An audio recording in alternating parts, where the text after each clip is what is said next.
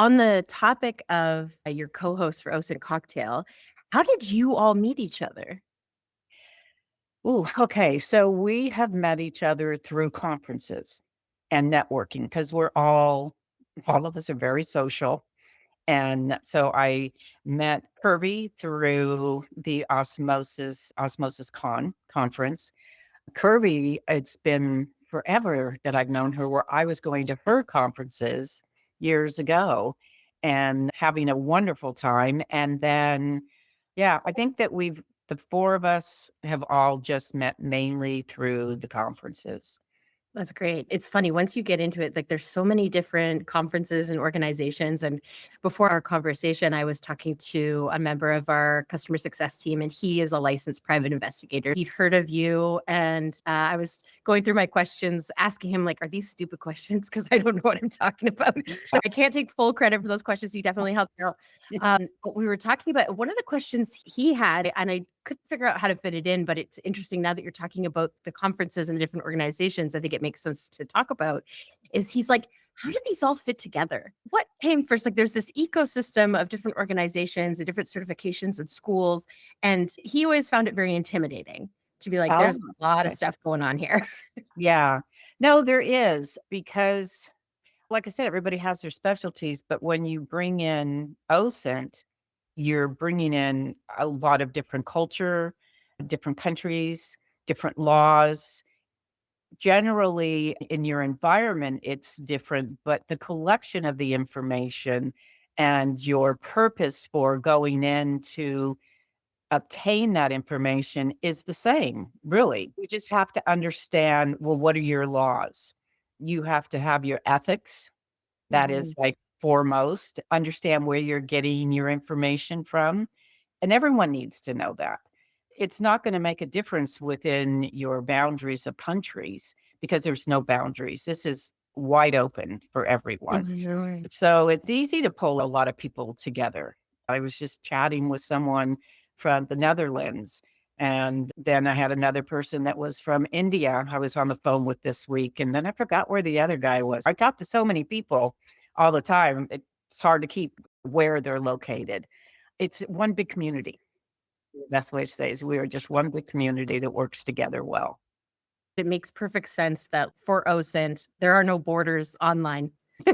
No, So no. you're going everywhere. And then there's so many different tools that are out there that if you don't know the language, you know you can go to somebody and say, "I need help," and I've done that before.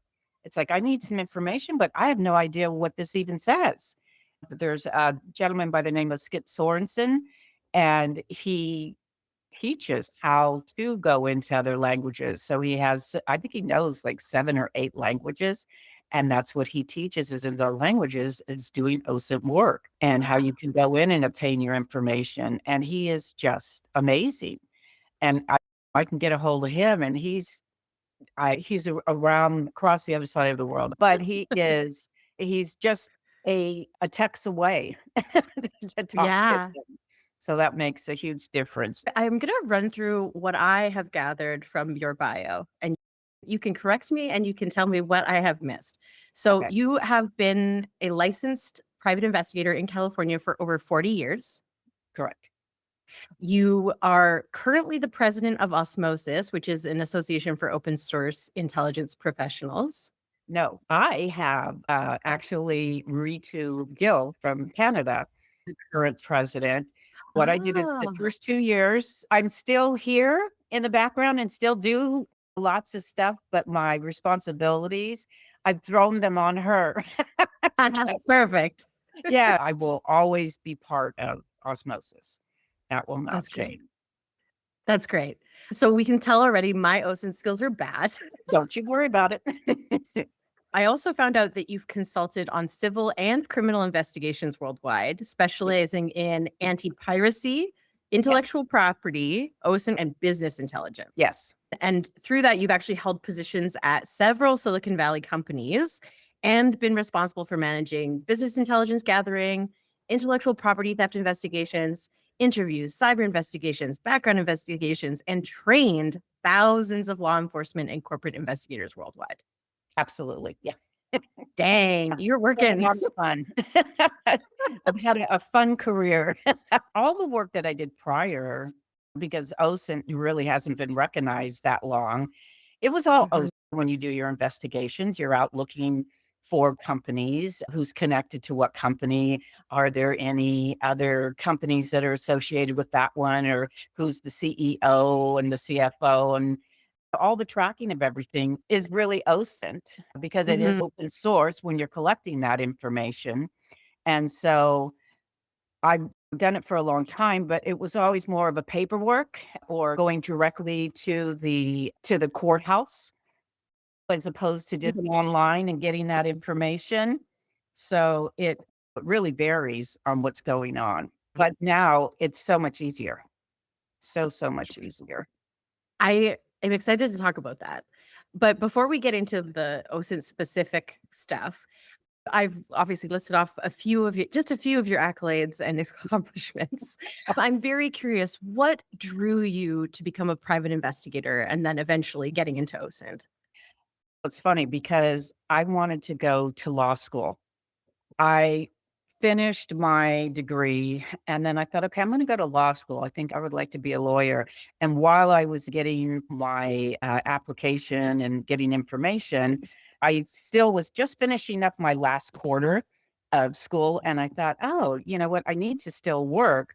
I think I'll get another job. And there happened to be a post that said they were looking for investigators for this one organization. I thought, I could work there part-time and still go to school. So that's when I went and got the job. And I had stayed with the one gentleman that hired me for 9 years in three different Wow. companies. I mean, it was like Pinkerton, Wackenhut, bigger companies. And I loved the Wow. challenge of it because it was all investigations at their worldwide company. So that helped. And I had a lot of fun. And it was a challenge because at one point, I was the only female manager out of worldwide.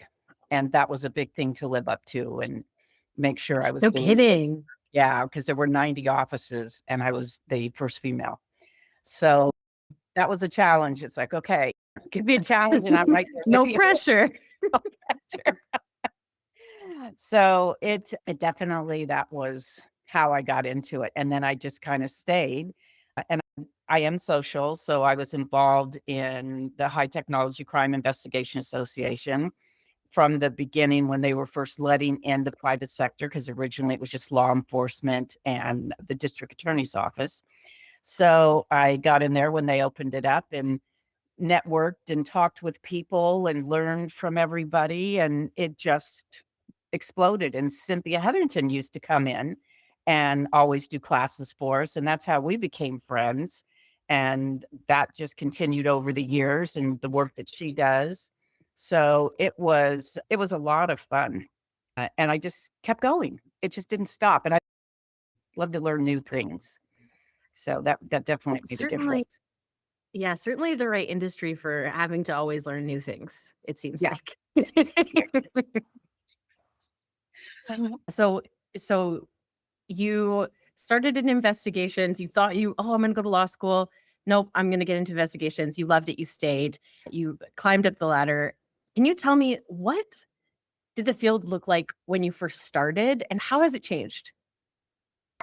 Ooh, when it first started, it was very new. I think it was back in the 90s when I was working for Adobe.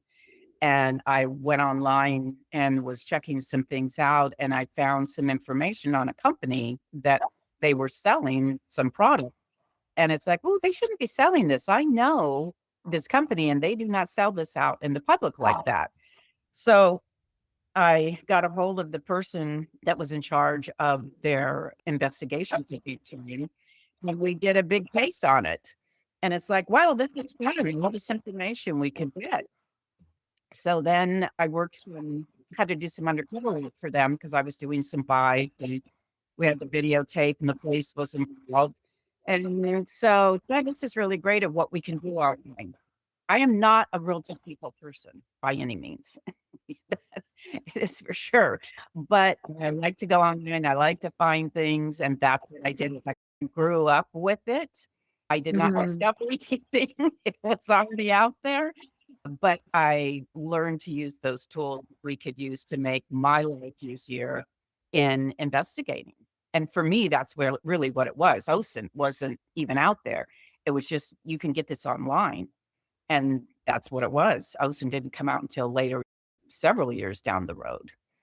But definitely, that's how it probably pretty much started out, is just finding something and then realizing, oh, you can get it here. And then started taking class, learning stuff from Cynthia Hetherington and a lot of other folks that were out doing their training at that time.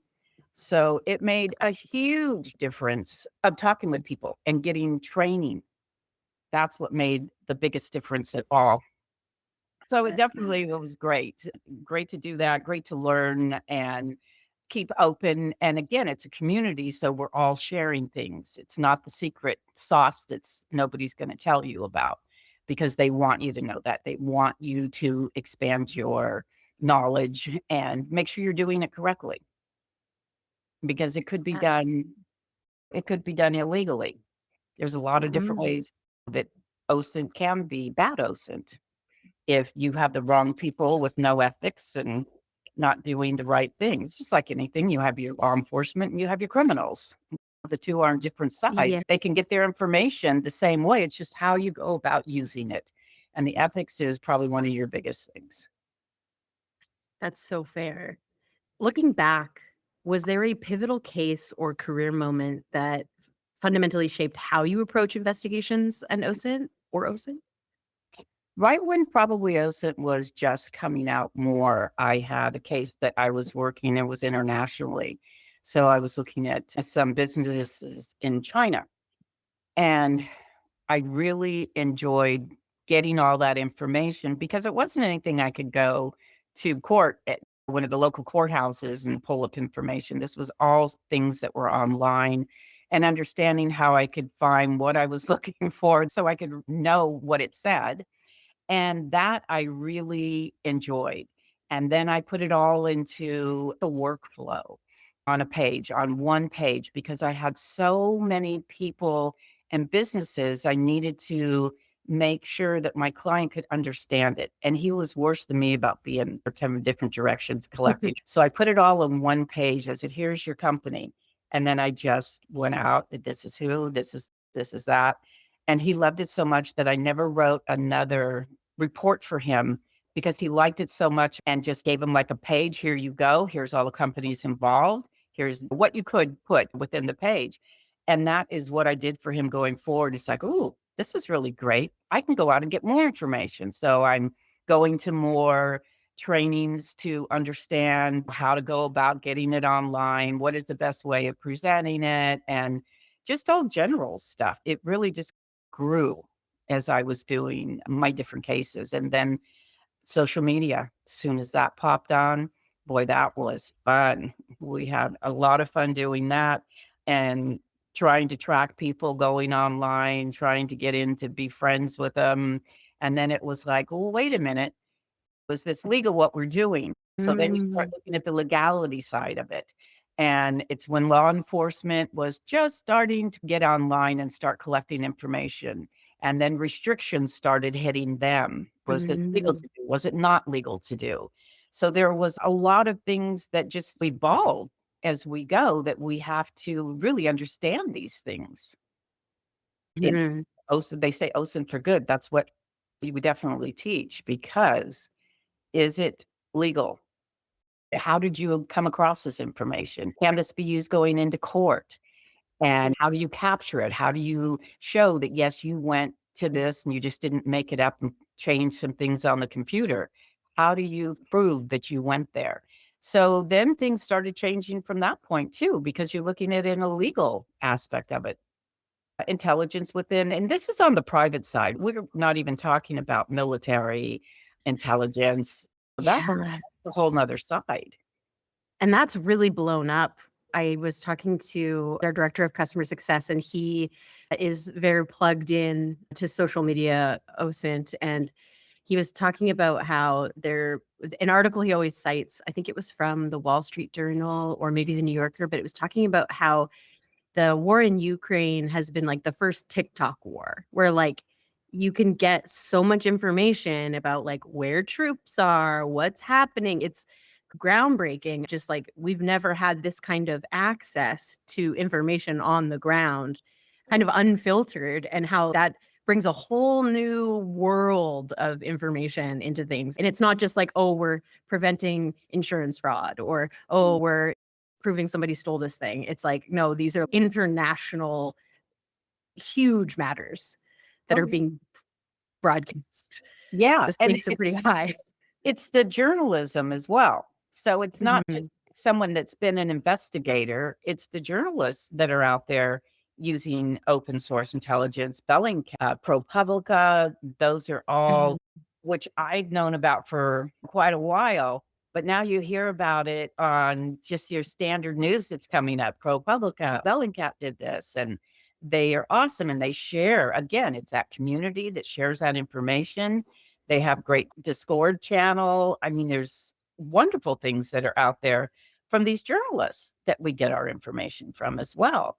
And working with them, they are great. And we're all still doing the same work. And they'll Wow. tell you how they do it, how they come when you're looking at misinformation, disinformation. That's a whole nother world too that you have to be cognizant of.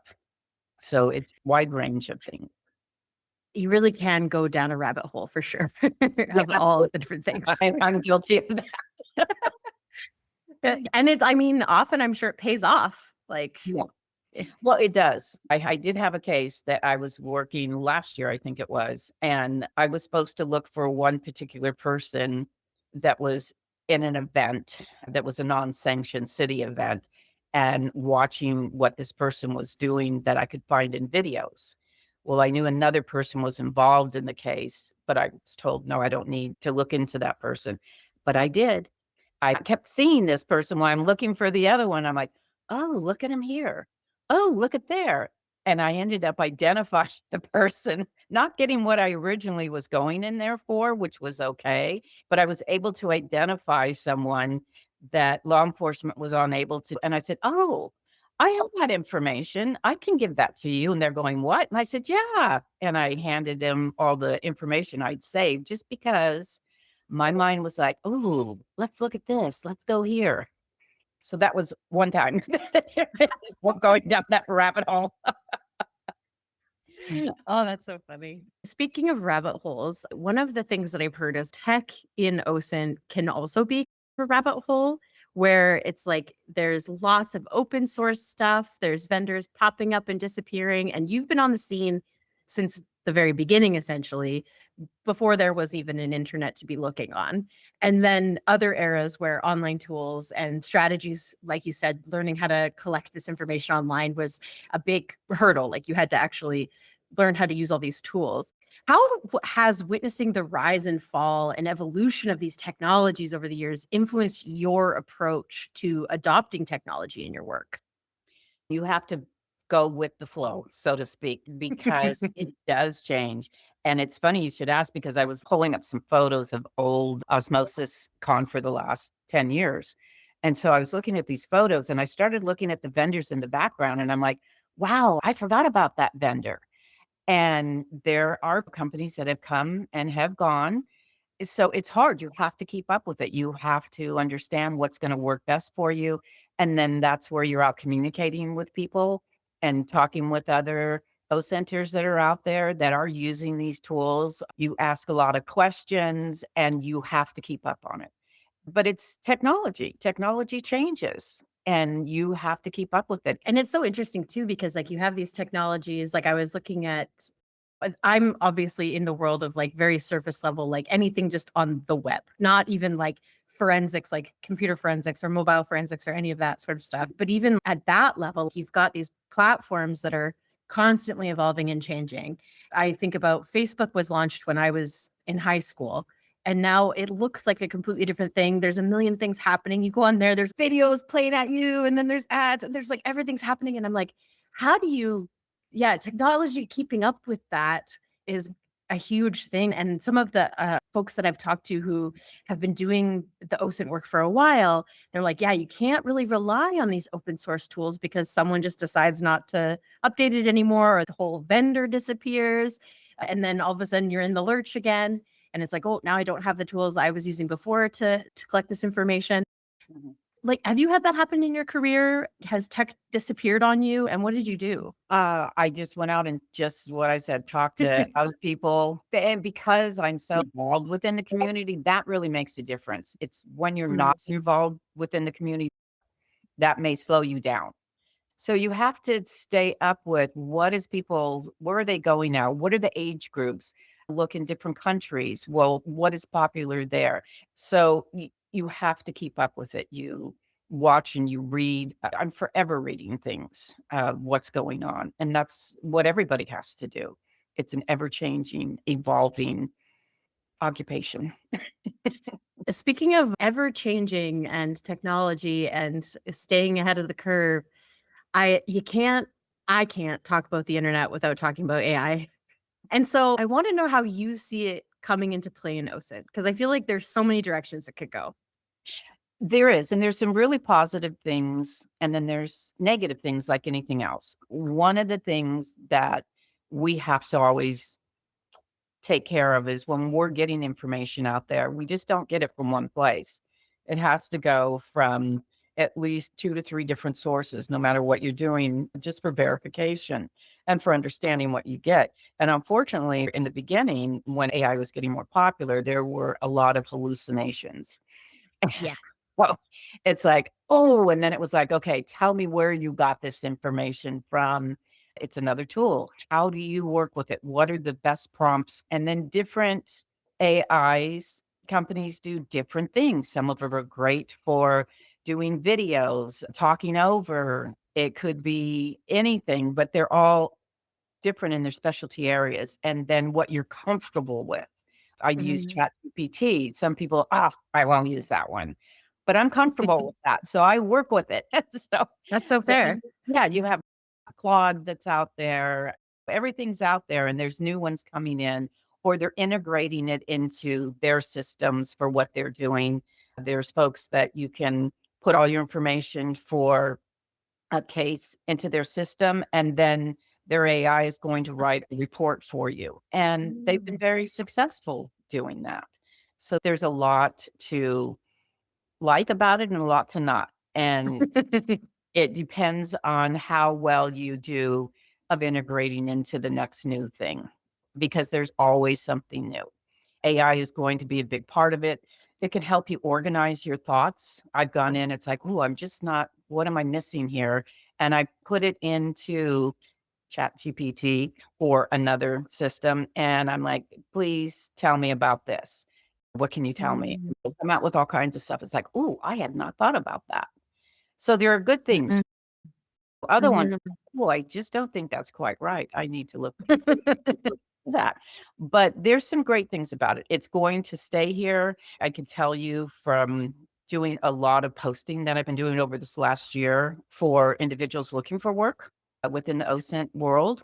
And so you'll see that I post a lot of jobs. Within those Mhm. jobs, I see where they're looking for people that are experts in particular areas that they want to come in and work with AI in order to get their answers more qualified when they're doing the prompts, how that's all going to work. And so they're paying people to come in and help them to populate their systems with the correct information by using professionals.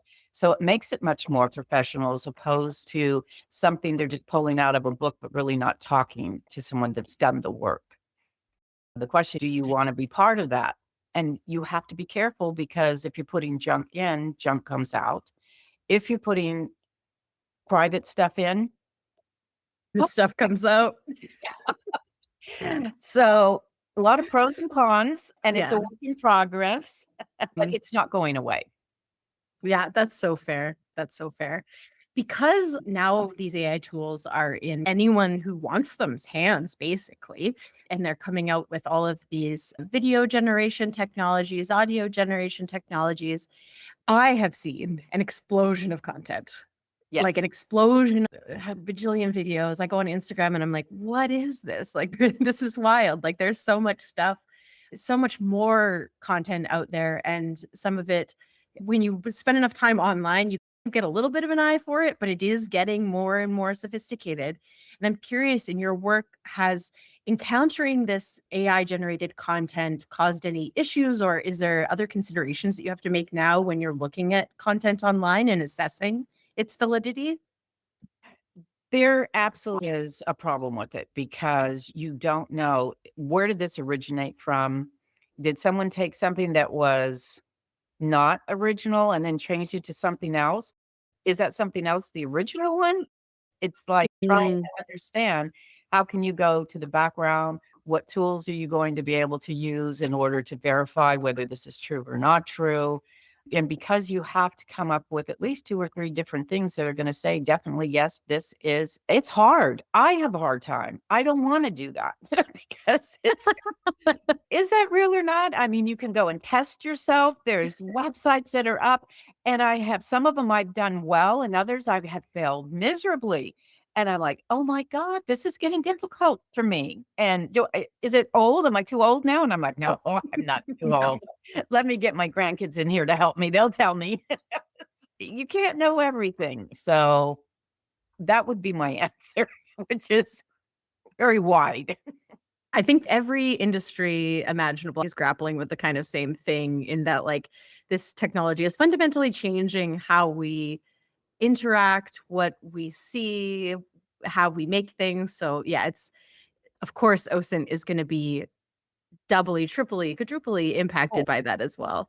Speaking of knowing everything and trying to keep up with everything, you've trained investigators all over the world.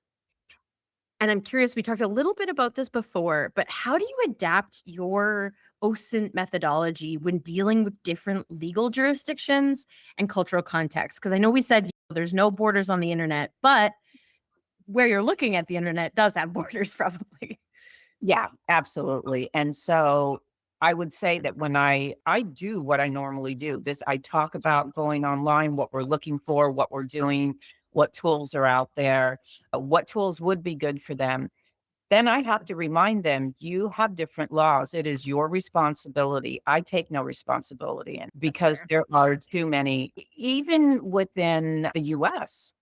Each town, sometimes each city, county, you have to look and say, what are the restrictions there? Do I have to be a licensed investigator to do OSINT work?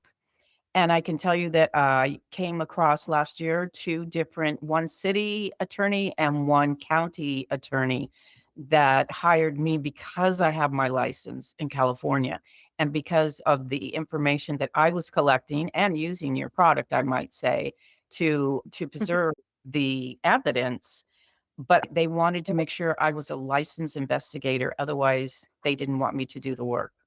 And so I think that's a trend that's going around of how they're getting it because you have an established, oh, this is a licensed private investigator. And California Mhm. is probably one of the hardest ones to go through to get your license. Hmm. Some places you can go and $100 and you can have it. I think that's up in Alaska. So you have to definitely look at what everybody is required to do. That is the Mhm. responsibility of that person that's doing it, and if they don't follow through and do their own due diligence, you certainly do not wanna hire them. You have to interview the person that you want to do your work. Be smart about that, and not everyone is, and you learn the hard way. It makes sense that California would be strict because they have a lot of privacy law there too. I think that's quite comprehensive compared to the rest of the US writ large. So yeah, it does make sense that would be difficult. But it's so interesting that everywhere you go, there's like a different set of rules or regulations. And I think when I talk to friends about my work and I'm like, oh yeah, I'm learning about OSINT or whatever, they're like, well, I'm somewhat of an OSINT professional myself. I'm like, I know. Creeping on people that you went to high school with is not OSINT. Yeah, because it really yeah, you go out and find that information, but what do you do with it? That's the thing. How Exactly. do you analyze it? You're looking at the legality of it, the ethical, the comprehension of what is that information telling you? Is it true or not? Mm. Find someone, you may be looking at the wrong person with the same name, the same location, And you're like, oh yeah, I know them. I wonder why they don't have all these other pictures up. It could be that it's because it's not the one you're looking for, probably. Yeah. Because you can be anyone you want. What you read on LinkedIn about me, I'm the one that entered that information. So Yes. what I enter is what you're believing. And I could go in and put all kinds of stuff in and go, wow, look at this background. And there are plenty of people that are unfortunately up there that are not who they say they are, or they don't have that background. And you have to look a little deeper into investigating and a LinkedIn page. And I'm that way before I accept anyone too. I probably have Mm. 7 or 8 people that I just haven't accepted. It's like, this doesn't seem right. No, thank you. So you have to look at your information that you're collecting from. That's all self-reported.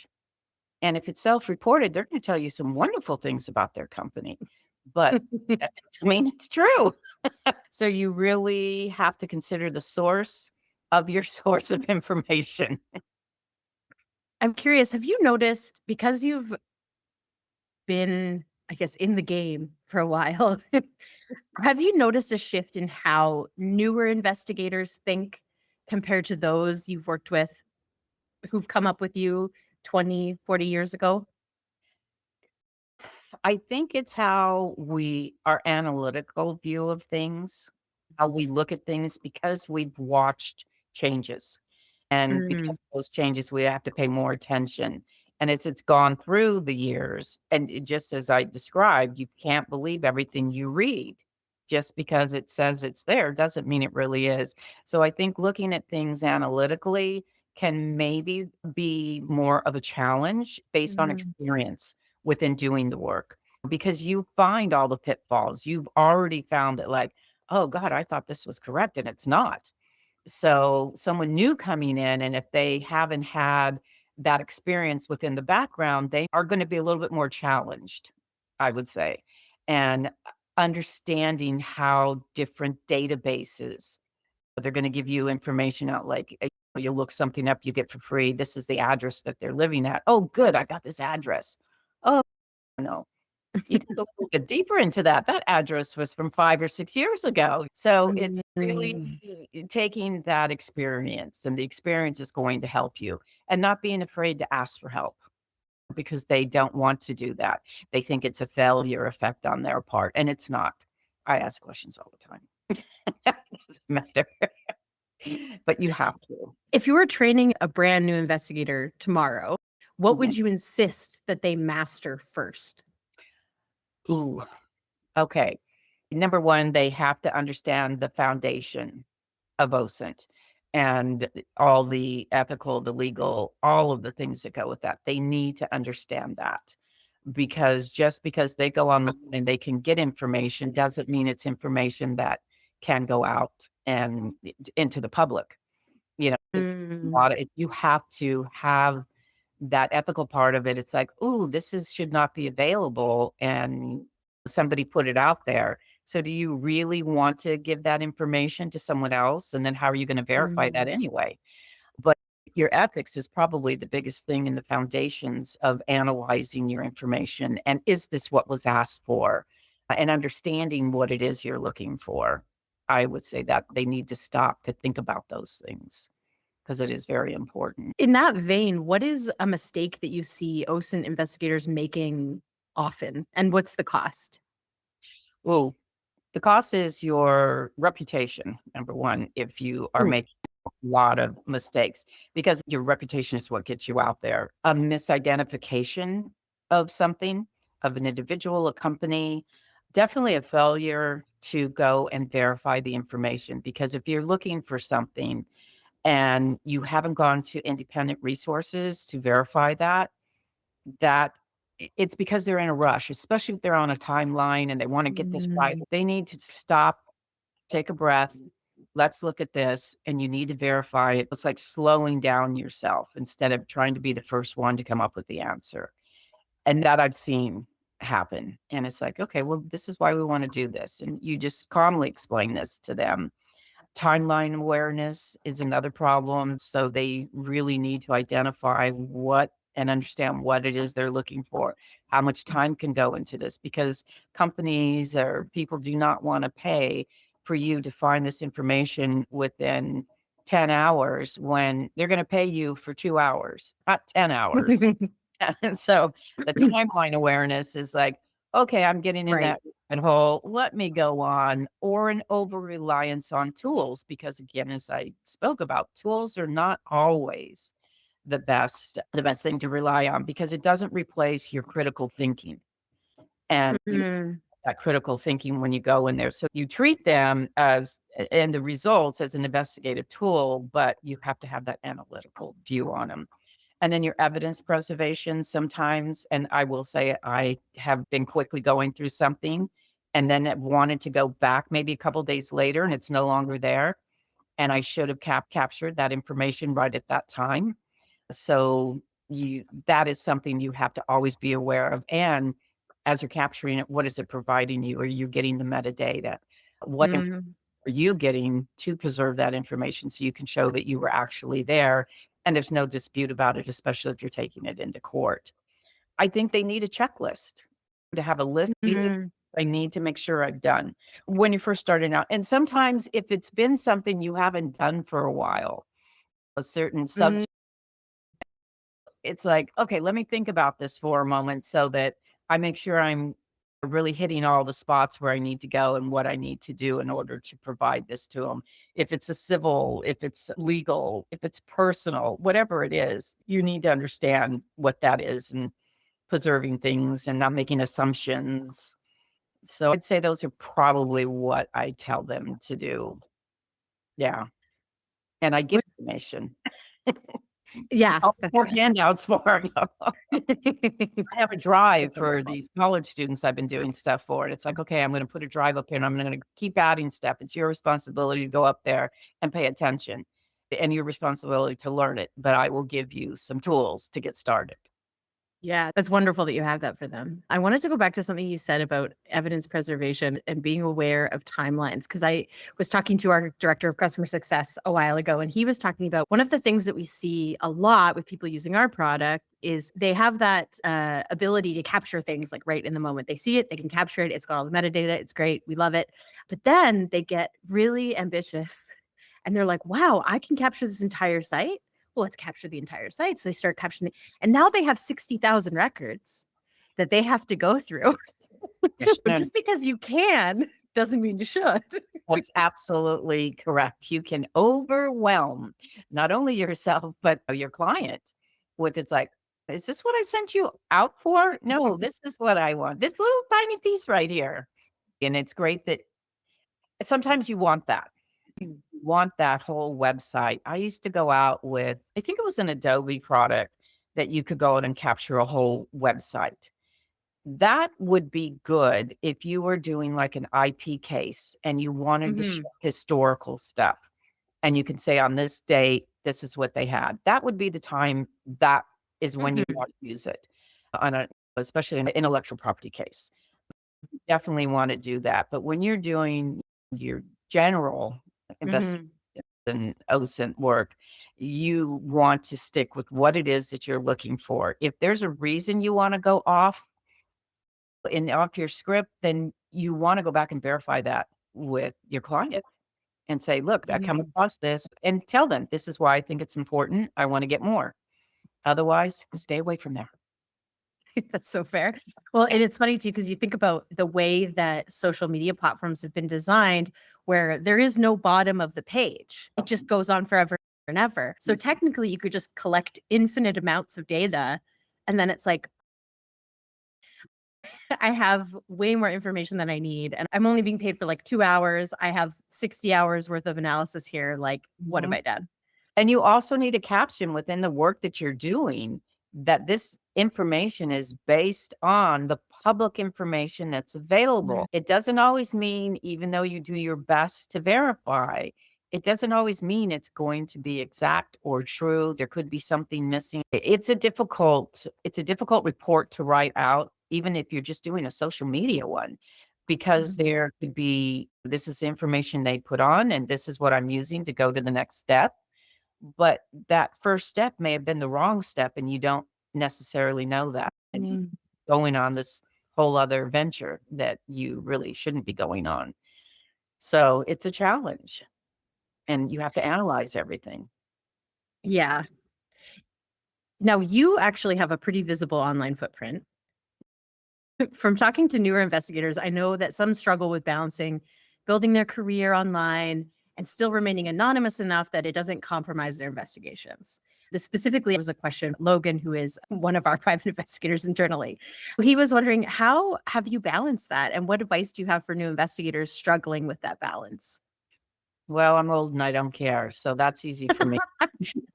But no, when you first go in, you do want to be careful. You don't want your information out there. I mean, even the littlest of information can really give a lot.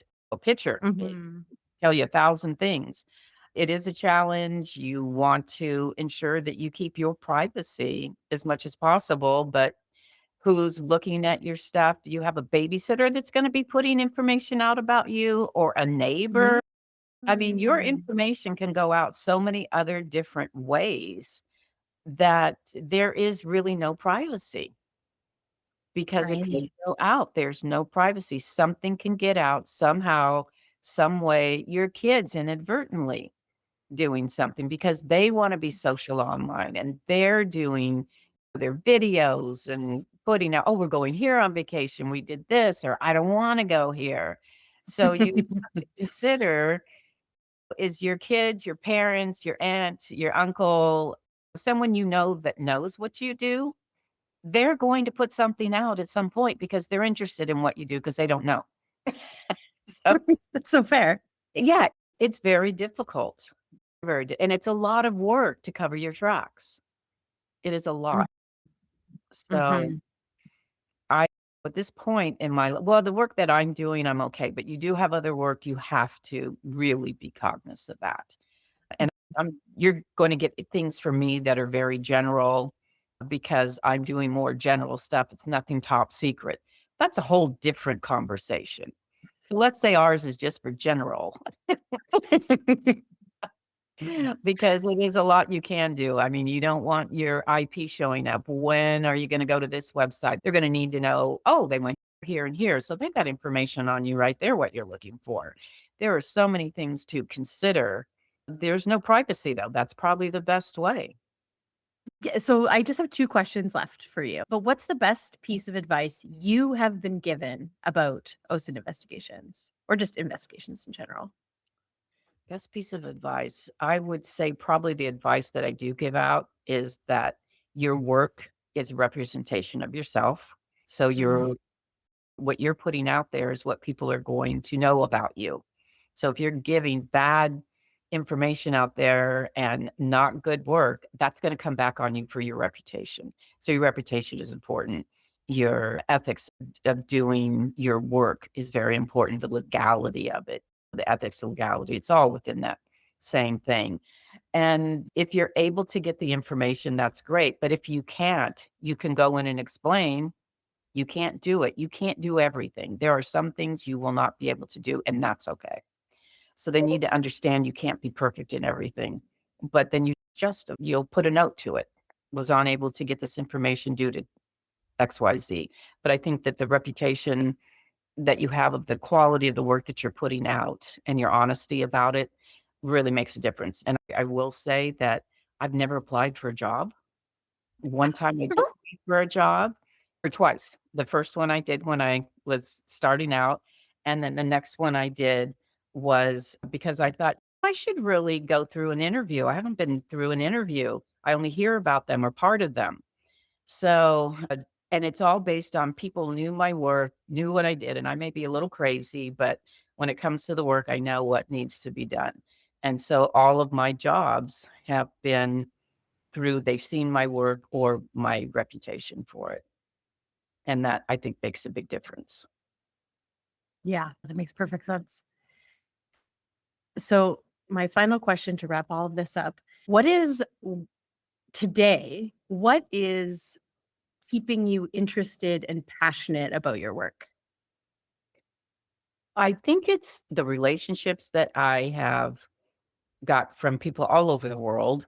I love to get out and network with people and help move them going forward into their work.